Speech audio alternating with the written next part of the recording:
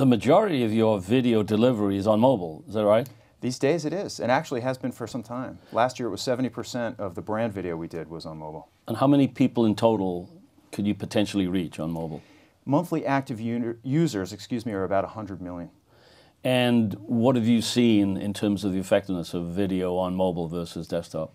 Well, I think you and I discussed this, sort of counterintuitively, mobile performs much better across a whole bunch of dimensions.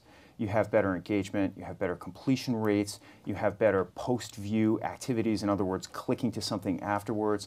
The reasons for that, when you start to think about it, become a little more intuitive. It takes up the whole screen, the buttons are bigger, you don't have the distractions that you have on a desktop with maybe even a couple of monitors. So we have been moving brands onto mobile, even though they typically buy a multi-screen from us, simply because our system automatically sort of weights what performs best, and that's really helped the shift.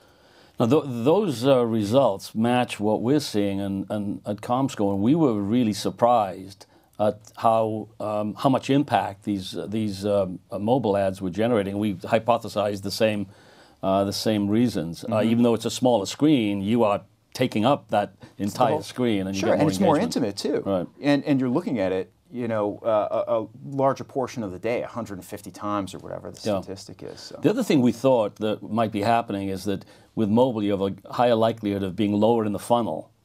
And so you're delivering a message when somebody might well be closer to the actual purchase, where it might be easier to get some impact. In many cases, absolutely. Or in an experience that they're much more involved in, because all of us are so fragmented, I think, on our desktop devices. There's just so many things happening. But on a mobile device, you're there. And so we think it's an excellent value for advertisers. And we made an investment in it a couple of years ago. As you know, 86% of the activity that happens on a smartphone is in an app, not on the mobile web. So that makes for a whole complexity in terms of how you deliver and how you reach the audience and how you track it. Because, as you know, cookies, all of a sudden, no value. Yeah, we're seeing that 86% number. And if you look at it in terms of total time spent online, apps are now accounting for about 52% of all the time, which is a staggering change. So you were delivering the videos into the app, right? Correct. And you can target that on a site-specific basis or a publisher-specific basis? We certainly can. And what happens when you're in an app, just to get there, you need a piece of technology called an SDK, a software development kit. And when my CTO told me that we needed to build this, I almost had a heart attack, because it was 18 months of development, very expensive, very complex, to deliver this tiny little piece of code that's less than a megabyte. But what happens is you're asking an app developer to basically inject that into his or her code and then resubmit the app to iOS and to Android, and then have everybody update it. So it's a big operation. Once you're there, however, it's not like there's a platform and a publisher.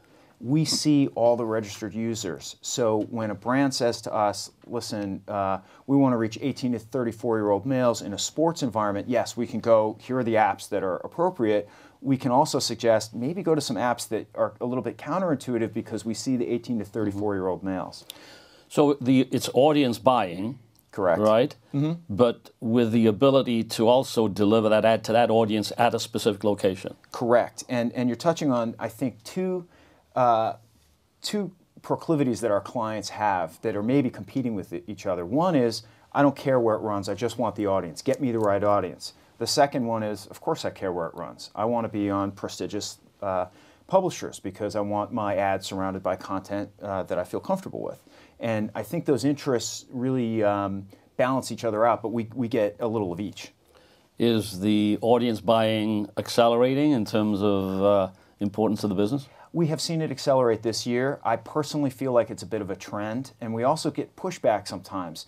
Every proposal that we send off, I think that and it's typically with a media agency, they will push us to say, look, I want some premium publishers in here. What premium? That's almost the first question you get. So as much as they want the audience, I think maybe it's even a little old-fashioned to still say, I want to be with CNN or Weather or whatever the publisher is. Now, all of the videos that you deliver are user-initiated, right? Correct. Today, you don't have any autoplay. What do you think the future is going to be?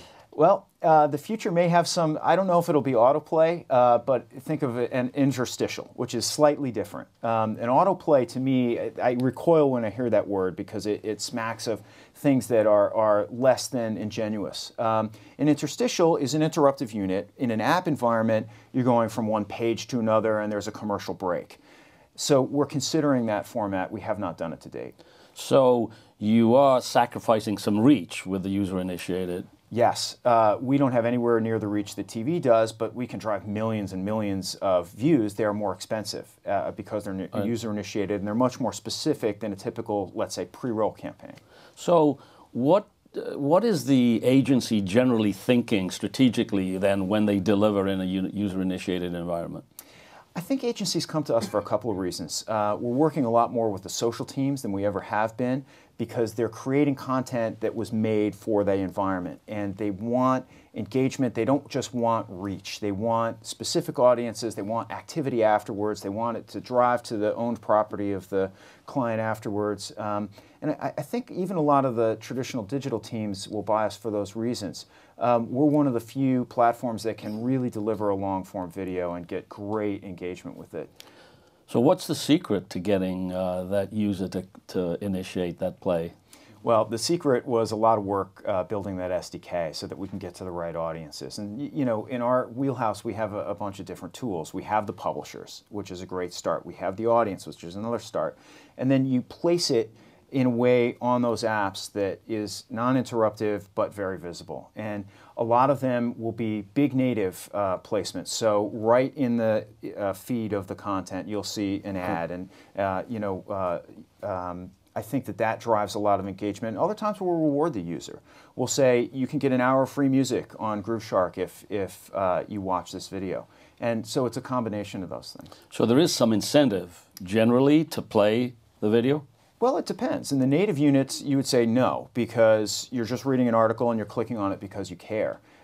In a music app or a news app, there might be an incentive. And we are big believers in those. I will say that a lot of our clients are not favorable with them. And so many times we'll just go native.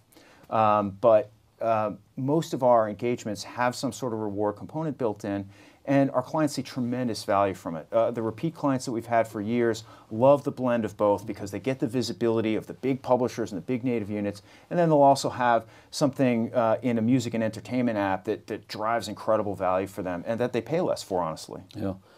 Going back to autoplay for a second, do you think that it's likely that the autoplay video will be generally shorter than the user-initiated? I mean, if the user initiates it, presumably they have, by definition, an interest, and they're going to run it for, you could run it for 3 minutes or so, right? Whereas with the autoplay, you maybe have to go shorter, right? Exactly. I can't get over that word.